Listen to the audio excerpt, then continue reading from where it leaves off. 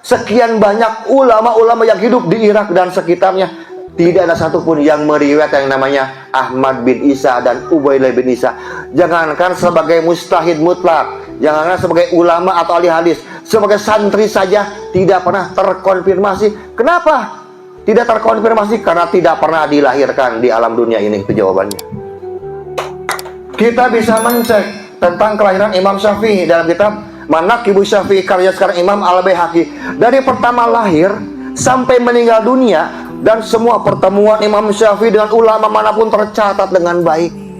Beliau mengaji, hafal Quran mulai usia 6 tahun. 10 tahun beliau mampu menghafal 10.000 syair bahasa Arab kuno. Umur 25 tahun mampu menghafalkan 150.000 hadis. Semua ada ceritanya. Padahal Imam Syafi'i lahir 150 tahun sebelum lahirnya Ahmad Al-Muhajir katanya. Ini kan lebih primitif, ada datanya. Yang lebih primitif ada lama Pak, 150 tahun itu waktu yang lama. Kok datanya komplit? Wa kullu ilmin yahtaju ila rawi. Dan setiap ilmu butuh perawi. Ya, sudah masuk kajiannya nih, Yai. Butuh perawi, butuh rijalul hadisnya. Kullu ilmin yahtaju ila rawi, laisa rawiyu yahtaju ila ilmin. Bukan perawi yang butuh ilmu. Sekarang perawi bisa menyampaikan ilmu bagaimana kalau ilmunya nggak ada, Kiai? Gih, apa yang mau disampaikan kalau ilmunya nggak ada? Jadi perawi memegang peranan penting, sentral untuk menyampaikan ilmu pengetahuan. Wa kullu tarihin yahtaju ila rawi. Dan setiap tarikh, sejarah, riwayat butuh perawi. Ma'al akhbarillati yahmiluha bitatabu'i kaidahnya. Bersama dengan ilmu yang dibawanya bitatabu'i secara estafet.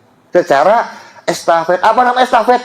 Tidak terpotong-potong, alias bersambung terus menerus, bersambung dari zaman ke zaman, namanya estafet.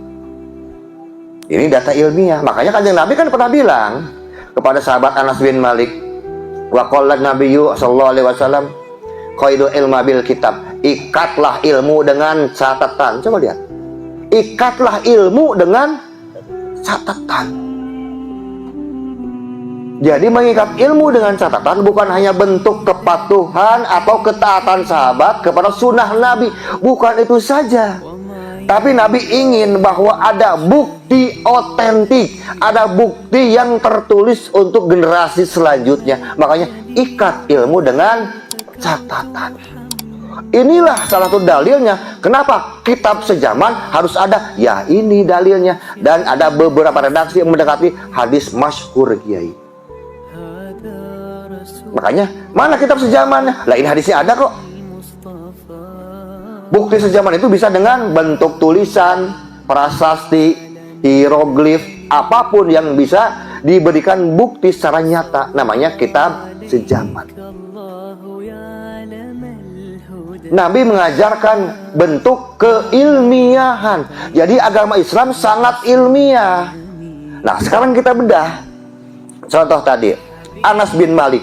Dia sebagai saksi. Saksi apa? Saksi hidup atas keberadaan Kanjeng Nabi Muhammad SAW.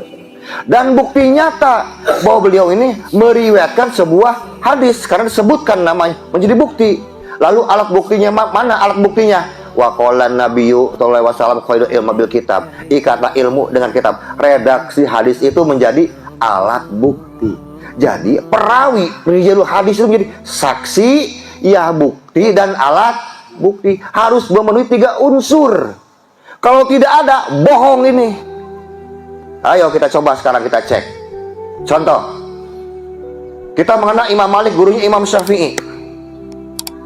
Salah satu hadis, salah satu silsilah hadisnya beliau, Imam Malik bin Anas an Imam Syihab Az-Zuhri an Nafi Maula Ibnu Umar an Ibnu Umar an Umar bin Khattab an Nabi Muhammad sallallahu alaihi wasallam. Bitatabu'i, Yai. Silsilahnya nyambung semua. Imam Malik gurunya Syihab Az-Zuhri. Imam Az-Zuhri muridnya An-Nafi Ibnu Umar. Nafi Ibnu Umar muridnya Ibnu Umar. Ibnu Umar muridnya Umar bin Khattab. Umar bin Khattab muridnya Kanjeng Nabi Muhammad SAW.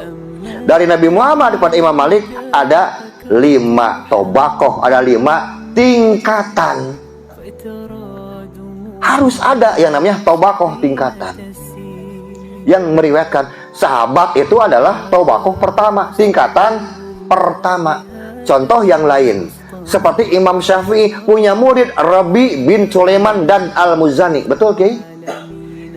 Ini adalah artinya tobakoh pertama di zaman Imam Syafi'i. Murid Imam Syafi'i ini yang meriwayatkan kaul-kaulnya Imam Syafi'i. Kita ringkas sekarang. Yang namanya Ahmad bin Isa. Ada 2 Ahmad bin Isa itu. Ada Ahmad bin Isa Al-Basri yang dianggap sebagai leluhurnya Ba'alawi, dan ada Ahmad bin Isa Al-Baghdadi. Ahmad bin Isa Al-Basri wafat 345 Hijriah. Ahmad bin Isa Al-Baghdadi wafat 350 Hijriah. Cuma 5 tahun bedanya. Makanya Kaibat itu rujukannya apa? Pada Ahmad bin Isa Al-Baghdadi yang punya putra 3, Muhammad, Ali, Usaid. Cocok dengan saya karena ini orang Baghdad. Dia bukan ulama. Makanya Ahmad bin Isa Al-Baghdadi disebut juga dengan Ahmad bin Isa An-Nafat, Ahmad Al-Abah. Beliau adalah seorang pengusaha minyak kaya raya. Dan beliau bermadzhab Syiah. Kalau tidak Syiah Imamiyah, Syiah Ja'fariyah. Dan keluarganya dari semenjak dulu abad keempat, makamnya sekarang itu di Wadi Salam, daerah Najaf, Irak, sampai sekarang membiayai keluarganya. Dari mulai beliau sampai sekarang masih ada keturunannya, membiayai acara festival Karbala. Sampai saat ini masih ada keluarganya. Itu yang asli, yang di Baghdad. Nah, sekarang kita cerita bahwa beliau ini kan bukan ulama, bukan ahli hadis, bukan mustahid mutlak, tapi diriwayatkan dalam 13 sampai 14 kitab. Diriwayatkan, Kiai. Ada namanya. Lah, ini Baghdad, ini Basro, kayak Bandung, Jakarta lah gitu, nempel kotanya deketan. Sekarang Ahmad bin Isa Al-Basri ini lahirnya kan 260 Hijriah. Sekarang kita cek lihat. Dan contoh 4. Kesatu ini Imam Muhammad Ibnu Jarir At-Tabari, lahir 224 Hijriah. Kitabnya kitab Tarikh At-Tabari dan Tafsir At-Tabari. Semua ulama mengetahuinya. Mustahid mutlak mustakil beliau. Ahli hadis, mu'arikh, ahli tafsir, ahli hadis. Wih, segala macam ini ahli segala. Imam Ibnu Jarir At-Tabari 224 Hijriah. Kemudian era kedua ada lagi Imam At-Tabarani 260 Hijriah. Kitabnya Sunan As-Shogir, Sunan Al-Ausad, Sunan Al-Kabir, dan Musnad As-Samiyin. Orang Irak. Kemudian tahun 260 juga lahir yang namanya Ahmad bin Isa, tahun 260. 1 tahun persis sama dengan Imam At-Tabarani. 1 tahun. Kemudian katanya beliau ini seorang imam, ulama, ahli hadis, dan mustahid mutlak. Katanya, pakai katanya. Setelah ini 260. Ada lagi anaknya 278 Hijriah, Ubaidillah bin Ahmad Al-Muhajir 278. Cuman antara ini ada lagi ulama-ulama kita di Irak semua. Ada Imam Ibnu Mandah, ada Imam Al-Baihaqi, ada Imam Ibnu Hibban, ada Imam Ibnu Huzaimah, dan ada Imam Al-Hakim. Dari mulai Imam Ibnu Jarir At-Tabari sampai Imam Al-Hakim ini kurang lebih 400 sampai 500 tahun.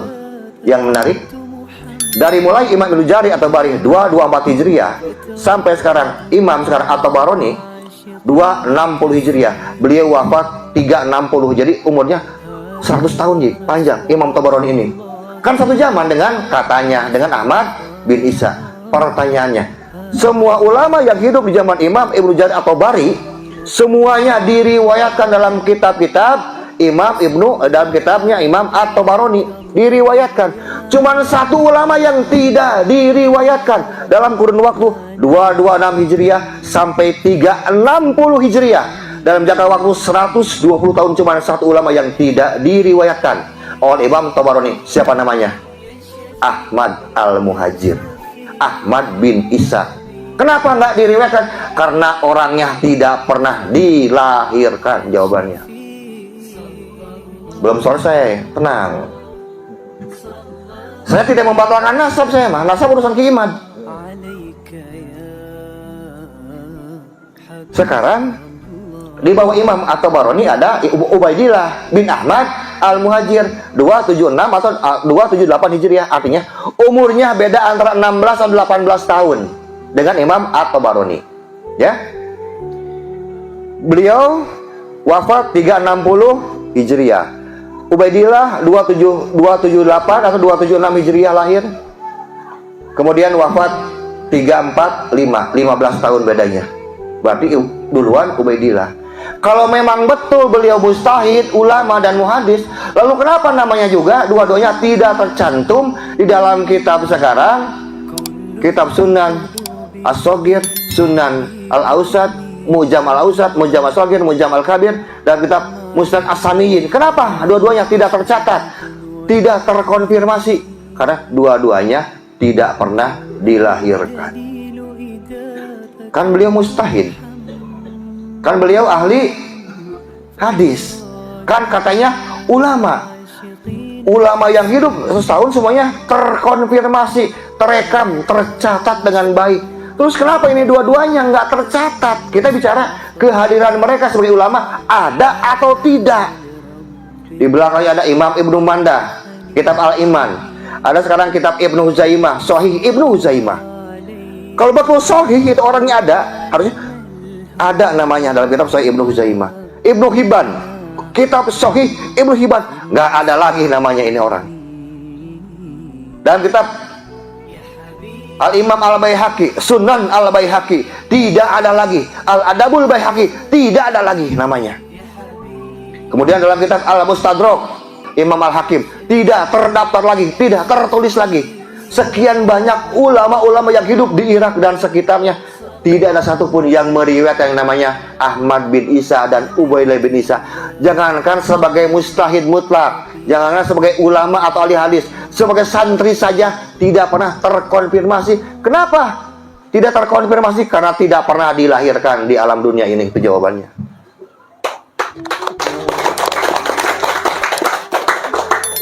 Kita bisa mencek tentang kelahiran Imam Syafi'i dalam kitab Manaqibus Syafi'i karya sekarang Imam Al-Baihaqi. Dari pertama lahir sampai meninggal dunia, dan semua pertemuan Imam Syafi'i dengan ulama manapun tercatat dengan baik. Beliau mengaji, hafal Quran mulai usia 6 tahun. 10 tahun beliau mampu menghafal 10.000 syair bahasa Arab kuno. Umur 25 tahun mampu menghafalkan 150.000 hadis. Semua ada ceritanya. Padahal Imam Syafi'i lahir 150 tahun sebelum lahirnya Ahmad Al-Muhajir katanya. Ini kan lebih primitif, ada datanya. Yang lebih primitif ada lama Pak, 150 tahun itu waktu yang lama. Kok datanya komplit? Ada. Pertemuan Imam Malik dengan Imam Abu Hanifah, pertemuan Imam Malik dengan Al-Faqih Al-Lain As-Sa'ad, As-Samarkand, semuanya ada tercatat. Pertemuan ulama dengan ulama itu ada. Lah, kita ini pertemuan ulama dan ulama ada catatannya. Malah kita bukan mustahid. Ini sekarang mustahid, nggak ada catatannya, Kiai. Gimana ceritanya saya bilang?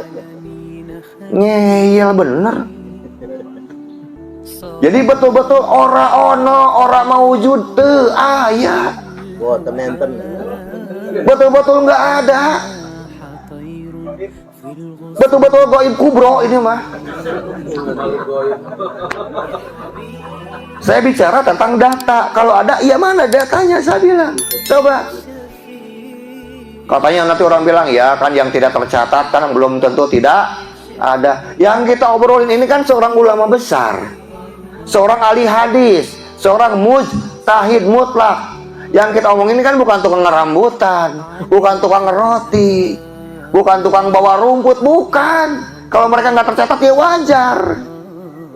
Ini seorang ulama besar, diglorifikasinya, diangkat, disanjung, diberikan gelar luar biasa dalam keislaman, mustahid mutlak. Dan dalam sejarah Islam, saya pernah mengecek itu. Kalau sekarang mustahid mutlak bilang misalnya gini, Qala Imam Syafi'i. Yang saya cek aja itu baru 1600. Qala Imam Syafi'i 1600. Imam Malik, Abu Hanifah kurang lebih 1000 dan 1200, Kiai. Makanya aneh, kok ada sekelas mustahid nggak pernah berfatwa? Dia ngajarnya di mana? Di mana sih ngajarnya? Kita pengen dengar. Qala Imam Ahmad bin Isa. Kan enak ya dengarnya. Ini nggak ada satupun. Atau qala dari anaknya Imam Ubaidillah bin Ahmad bin Isa. Qala, yang mana kolanya saya bilang? Yang ada kolak pisang dan Coca-Cola nanti. Tuh kata Mbah Jarno.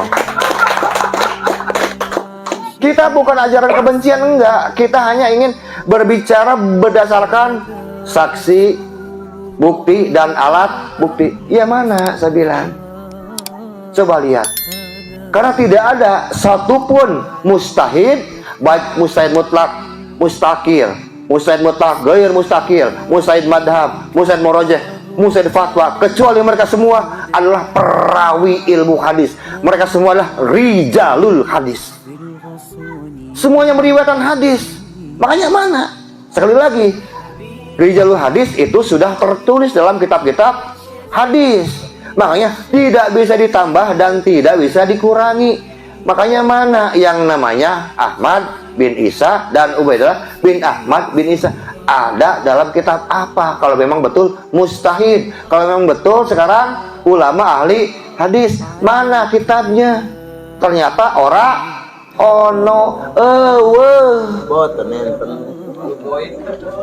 bohong lagi itu. Jangan marah, kita bicara fakta. Fakta itu adalah kenyataan yang apa adanya, yang memang nggak ada. Coba, dia Ahmad Al-Muhajir lahir 260 Hijriah. Seharusnya mulai dalam kitab abad keempat itu sudah tercatat kalau memang betul mustahid. Ada nggak? Nggak ada. Abad 4, 5, 6, 7, 8, 9 nggak ada semuanya tuh orang-orang. Pokoknya Ubaidillah pun nggak ada. Karena tradisi ulama kita, ketika ulama ini hadir dalam satu zaman, itu sudah mulai diriwayatkan oleh ulama-ulama yang hidup sejaman dengan mereka. Jadi posisi mereka yang meriwayatkan ini adalah sebagai saksi hidup. Seperti tadi Anas bin Malik menjadi saksi adanya Kanjeng Nabi Muhammad Sallallahu Alaihi Wasallam. Jadi harus ada apa yang saksi hidupnya. Semua kelahiran itu ada saksinya. Oh ini nggak ada. Istri kita kalau lahir aja yang jadi saksi siapa? Kelahiran anak-anak kita. Kita RT, Ibu RW, DKM masjid, tetangga, itu saksi syahadah namanya. Padahal bukan keluarga bangsawan kita itu, bukan keluarga kerajaan. Ini kan katanya keluarga bangsawan, keluarga kerajaan. Terus yang jadi saksi kelahiran sekarang Ahmad bin Isa dan Ubaidillah bin Ahmad bin Isa, mana saksinya? Nggak ada lagi. Nabi Muhammad ada saksinya, pamannya Abu Jahal, betul Kiai? Ya. Ada saksinya, sampai seneng ya. Sampai pada kita riwayatnya bitatabui dengan estafet nyampe. Ini sudah lebih modern, jauh lebih modern. Kalau dibandingkan dengan Kanjeng Nabi, usianya kan berarti sekitar 250 tahunan. Jadi kita mundur 250 tahun ke belakang, sudah riwayat Nabi Muhammad ada saksi hidup lahirnya, pamannya. Lah ini lebih maju, lebih modern, lebih metropolitan. Dan harus tahu, abad 3, abad 4 di Irak itu zaman keemasan Islam dinasti Abbasiyah, di mana semua ulama merapikan semua catatannya. Ulama adalah saling bertemu, saling sowan. Kalau ada yang tidak punya riwayat akan minta kepada ulama yang lain, akan dimasukkan. Kalau dia nggak lengkap akan minta dilengkapi. Sedang ada penerjemahan dari kitab-kitab yang berbahasa Hindu, Persia, berbahasa Yunani, Romawi, abad 3 dan 4. Inilah tempat hidupnya Ahmad bin Isa atau Ahmad bin Al-Muhajir. Kalau memang ada, harusnya teriwayatkan, terdokumentasi dengan sangat baik kalau ada. Kenapa? Semua ulama abad 3 dicatat dalam kitab-kitab ulama abad keempat. Ulama-ulama hidup abad keempat semuanya dicatat dalam kitab-kitab ulama abad kelima dan seterusnya. Termasuk masalah nasab yang saya ketahui dari risetnya Ki Imad dan kawan-kawan, bahwa Ahmad bin Isa al-Baghdadi yang punya anak Muhammad Ali Husain itu diriwayatkan dalam kurang lebih 42 kitab, Kiai. Bukan 4 kitab, 42 kitab. Dan semuanya nyatanya sama, cuma 3. Muhammad Ali Husain. Abad ketiga di sini sampai abad 9, semuanya 3 sepakat, ijma bizamani. Sudah sepakat sebuah zaman, fikuli zaman sudah sepakat. Tiba-tiba tahun 985 muncul Ali As-Sakron mengisbat lewat mimpi anak-anaknya Ahmad, itu ada 4 dengan Ubaidillah. Pertanyaan saya kan sederhana, ini abad 9 mengatakan anak Ahmad itu 3, Muhammad Ali Isa. Ini merujuk kepada kitab abad berapa? Abad ke-8. Kitab abad ke-8 mengatakan bahwa anaknya 3. Ini merujuk kepada kitab abad ke-berapa? Abad ke-7. Abad ke-7 kepada abad ke-6. 6 kepada ke-5. 5 ke-4. 4 ke-3. Semuanya sama. Cuman 3 anaknya. Muhammad Ali Husain. Makanya saya tanya, itu Ali As-Sakron mengatakan anaknya Ahmad bin Isa 4 itu merujuk kepada kitab yang mana? Jawabannya dapat mimpi. Kalau mimpi mah jawab sama mimpi lagi aja lah. Mimpi basah. Mimpi kok jadi hujah, saya bilang. Nah, inilah salah satu kejahatan Ali As-Sakron abad 9 sampai abad 11. Waktu di Bali kan saya pernah bilang bahwa Ba'alawi ini secara keluarga, Ba'alawi ini berasal sekarang dari dinasti Fatimiyun. Dinasti Fatimiyun berasal dari dinasti sekarang Bani Lewi. Bani Lewi sekarang dari kerajaan dinasti Seba, kemudian dari dinasti Mu'in, kemudian dari kaum Samud, dari kaum Ad, dari Bani Iram, dari Al-Fashad bin Saleh bin Sam bin Nuh. Jadi Ba'alawi ini anak cucunya keturunan dari Nabi Hud alaihissalam. Hanya ada lintas keturunan dari kaum Ad dan kaum Samud yang sampai sekarang belum bisa dibantah. Karena Nabi Muhammad nggak mungkin punya darah itu, Kiai. Makanya wajar kalau mereka sombong dan songong, pengen dilayanin, merasa paling besar. Ada dalam sejarahnya Bani Lewi itu kan anaknya Yakub. Dan memang dari 12 anaknya diberikanlah kewenangan otoritas keagamaan kepada Lewi. Makanya nggak aneh, kenapa sekarang orang-orang Ba'alawi ini dalam urusan agama pengen paling besar, pengen paling hebat, pengen paling hebring, bahkan sampai pakai gelar imam besar, imam jumbo. Bung eleh itu nggak mau kalah itu. Jadi nggak salah kok kalau mereka ini memang punya gen Yahudi. Tapi kan banyak orang Yahudi soleh, jangan salah, nggak orang Yahudi brengsek semua, enggak. Contoh, di Israel itu kan banyak masjid. Orang-orang Muslim yang lahir sebagai Yahudi dan bermadhab Syafi'i. Kiai, menarik. Orang Yahudi, Muslim, madhab Syafi'i, ini bisa soleh. Ini soleh ini. Kenapa sekarang yang Ba'alawi di sini nggak bisa soleh? Padahal sama-sama turunan Yahudi. Nah, ini makanya dibedain antara yang soleh dengan yang nggak soleh. Nah, ini menariknya apa? Waktu saya di Surabaya, saya bicara dengan Prof. Menem Ali. Prof, saya bilang, sepertinya penisbatan nama Arab Aribah dengan Arab Mustaribah sudah ratusan tahun terbalik, saya bilang. Profesor Menem Ali bilang, kok bisa gitu, Yai? Ini hasil riset saya, Prof. Tapi kalau saya salah, tolong dibenarkan. Saya katakan begini, Nabi Ibrahim alaihissalam dalam manuskrip klasik dan tua dikatakan berasal dari suku Muzarab, Muzaribe, Ya'rib, Ya'rub. Apa akar katanya? Arab dan Aribe. Dan memang Nabi Ibrahim adalah leluhurnya Arab kuno. Karena bangsa Arab kuno ada 4, yaitu Arab Sumeria, Arab Akadia, Arab Syria, dan Arab Babilonia. Dan Nabi Ibrahim termasuk suku Arab Babilonia. Suku Arab Babilonia ada 2. Arab Babilonia Abrahamik, artinya keturunan sekarang Nabi Ibrahim, dan ada Arab Babilonia non-Abrahamik. Dari Arab Babilonia Abrahamik ada 3, dibagi 3. Ada Ismailiyah, Yakubiyah, dan Madyaniyah, yaitu suku Nabi Su'aib yang sudah musnah, Yai. Mereka semua berarti suku Arab.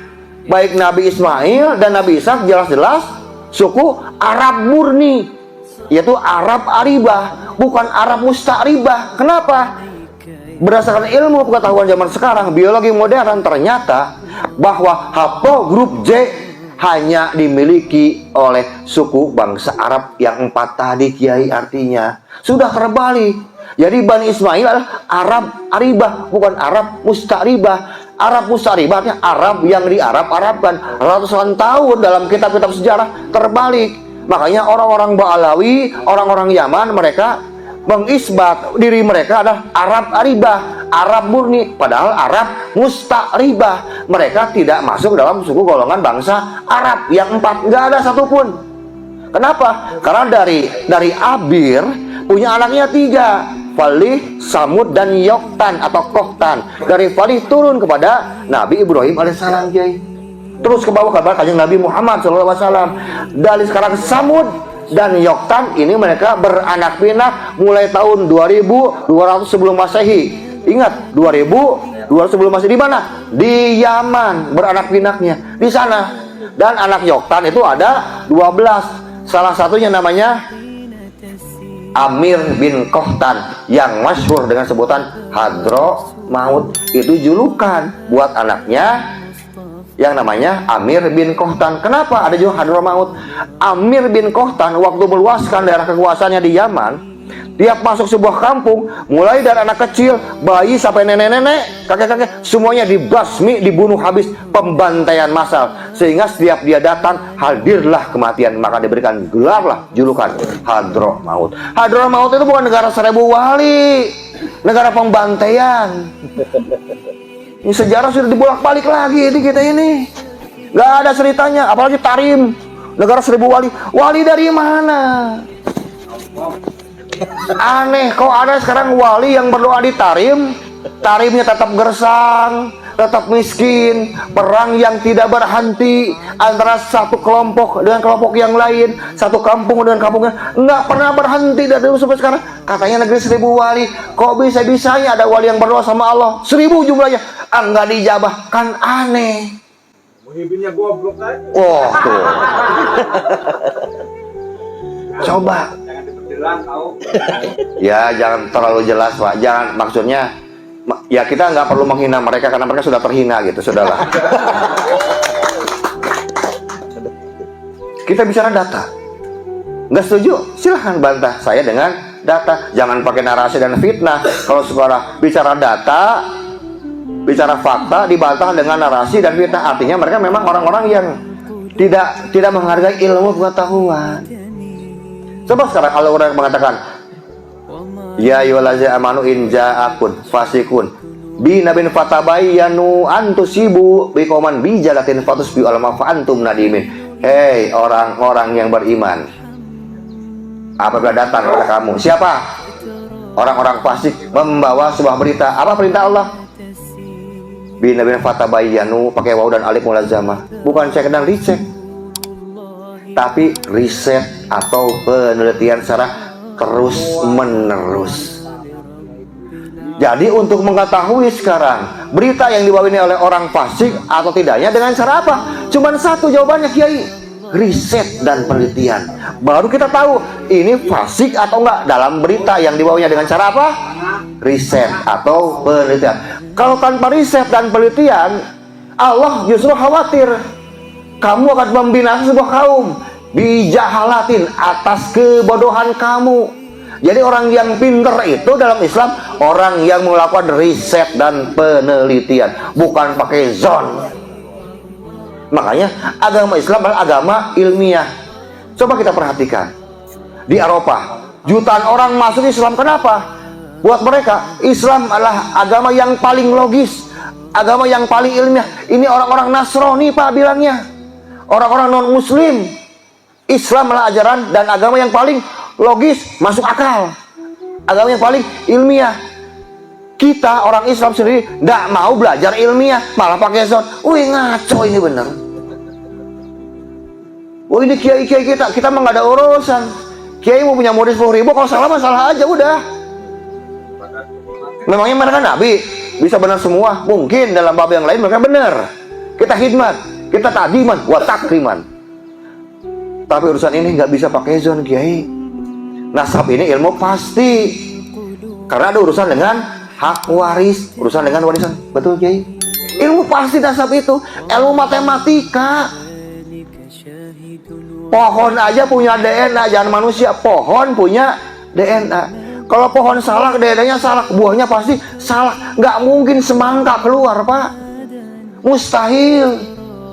Pohon mangga ya DNA-nya ya mangga, kelapa ya kelapa. Nggak ada, Pak, sekarang pohon kelapa kayak pohon toge segini tingginya, nggak ada. Yang segini itu namanya pohon toge, bukan pohon kelapa. Pohon kelapa DNA-nya kelapa, buahnya pasti kelapa, nggak mungkin toge. Ini orang ngaku turunan nabi, kelakuan kayak itu. Nggak mungkin dia punya DNA nabi, nggak begitu loh. Dajjal itu artinya pembohong. Saya itu sedang buat buku yang ketiga dan keempat. Insya Allah mungkin Januari lah kita cetak, itu lebih tajam lagi datanya. Jadi judulnya ya sopan-sopan aja, judulnya mah konspirasi Dajjal dan kesesatan Ba'alawi di Nusantara. Kan sopan sama judulnya tuh. Karena ini kita bukti sudah masuk dalam bab akidah, dan saya buktikan Ba'alawi serakidah, bukan Ahlussunnah wal Jamaah. Dan kita akan kutipan ambil dalam kitab-kitab primer mereka. Kita nggak pakai kitab-kitab kita mah. Kitab mereka kita pakai. Nih kitabnya dia bilang. Makanya jangan aneh. Kalau Bahar bin Smith bilang, "Hada thariqatul alawiyah." Ini thariqatul alawiyah. Ya kitabnya memang begitu. Ada kasta, penisbatan pada kasta, merasa paling tinggi. Gimana ceritanya? Kan dalam sebuah riwayat yang masyhur, an Abi Nadrah radhiyallahu anhu wa qala Nabiyyu sallallahu alaihi wasallam fi khutbati fi ausatil tasyrik. Beliau berkhutbah di pertengahan hari tasyrik. Nabi Muhammad bilang begini, ya ayuhan nas, ala inna rabbakum wahid, ala inna abakum wahid. Wahai segenap manusia, kepada sahabat, sesungguhnya Tuhan kalian satu. Dan ingatlah, sesungguhnya leluhur kalian satu. La fadla li ajamin al arabiyyin. Tidak ada keunggulan antara orang-orang ajam atas orang Arab. La arabiyyin li ajamin. Tidak ada pula keunggulan antara orang Arab atas orang ajam. La ahmar wal aswad. Nggak ada juga keutamaan orang yang berkulit merah, maksudnya orang-orang Eropa atas orang-orang yang berkulit hitam.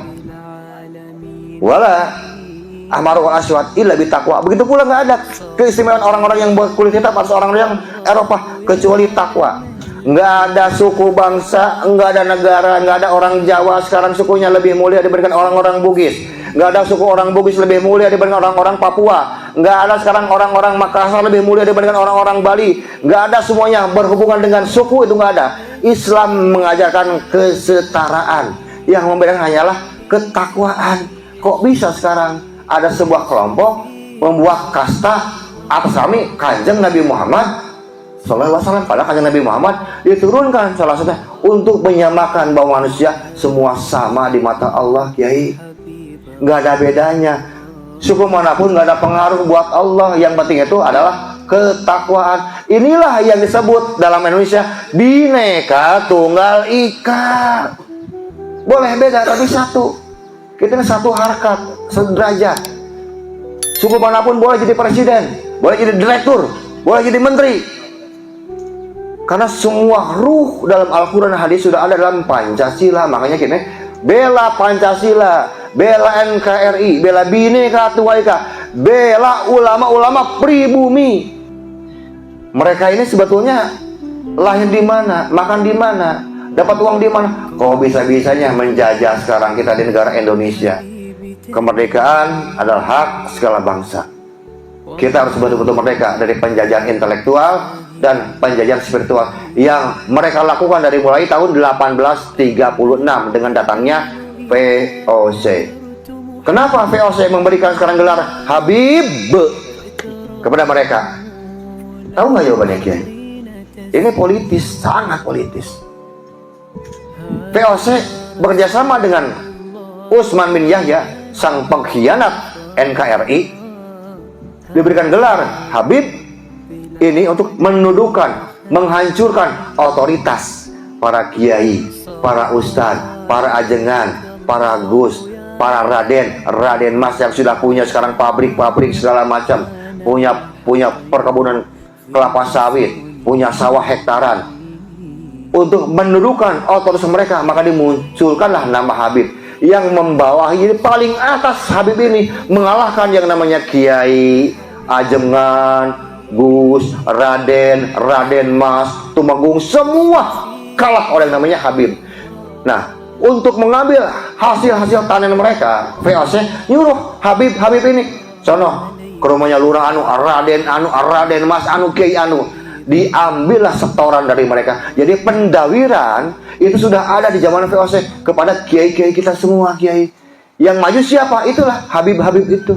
Jadi jelas mereka itu adalah jongos-jongosnya penjajah Belanda. Sekarang anak cucunya yang nerusin, dan kita masih juga enggak sadar. Kalau bukan kita sekarang yang berani melakukan perlawanan, lalu siapa lagi, Kiai? Apa kita mau selamanya negara kita dijajah oleh mereka? Begitu maksudnya?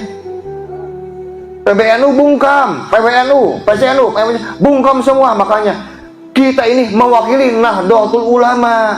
Karena apa? Karena kiai-kiai kita banyak yang bungkam, kita yang speak up, kita yang ngomong, dan kita yang mengeluarkan fatwa untuk mereka. Kita nggak peduli dengan MUI, kalau perlu MUI kita kasih fatwa nanti. Ya, sepakat, Kiai. Iya, apa kerjanya? Lembaga resmi loh MUI ini. Dapat duit lagi. Mana suaranya untuk kita? Mana suaranya untuk NKRI? Mana suaranya untuk Pancasila? Mana suaranya? Ada nggak? Nggak ada. Negara. Dan satu-satunya lembaga ulama yang uangnya tidak boleh diaudit adalah MUI. Loh, saya bilang, MUI sudah jadi lembaga maksum sekarang? Hah? Sudah jadi lembaga malaikat, sampai keuangan tidak boleh diaudit. Harusnya dia muncul. Bapak KPK, Bapak BPK, tolong periksa dong keuangan kami. Itu keren kalau MUI berani. Cuman berani nggak ya kira-kira? Itu pertanyaan besar buat kita. Kita nggak pernah tahu. Dapat uang jor-joran dari pemerintah, dipakai buat apa? Kita nggak tahu juga. Kerjanya apa sih? Cuman bikin surat halal aja. Jangan salah, kita adalah pejuang dan petarung Nahdlatul Ulama. Kita sedang membangun dan mendekatkan kembali marwah Nahdlatul Ulama seatas-atasnya. Jadi kalau di Jawa Barat sudah ada sekarang di klaster kiai. Sekarang orang NU, ya NU mana? NU PWI atau NU Balawi sekarang. Harus jelas dulu. Harus jelas, Bah. Enggak seenaknya. NU, ya ntar dulu, NU mana? NU Wali Songo, NU PWI Wali Songo atau NU Balawi? Balawi ini, oh hati-hati, tanda serunya banyak ini. Kita berjuang dengan penuh kekompakan, kebersamaan, mengadakan acara dengan modal sendiri, betul Mbah? Ya. Nggak pakai anggaran kita mah, seadanya aja. Kalau bukan karomah para wali, lalu karomah siapa habis kita berkumpul? Semua zuriat, Palisa, Nusantara tiba-tiba kompak semua. Sebentar, 1 tahun langsung meledak. Makanya mereka betul-betul ketakutan Balawi ini. Sangat ketakutan. Karena itu, tolong hati-hati. Saya pesan sama semua. PWNI, Laskar Sabila sedang digembosi langsung dari dalam. Agar cepat runtuh, cepat bubar. Mereka sudah haredang, sudah gerah dengan gerakan kita. Kalau PWI-nya sekarang bubar, mereka bakal muncul lagi.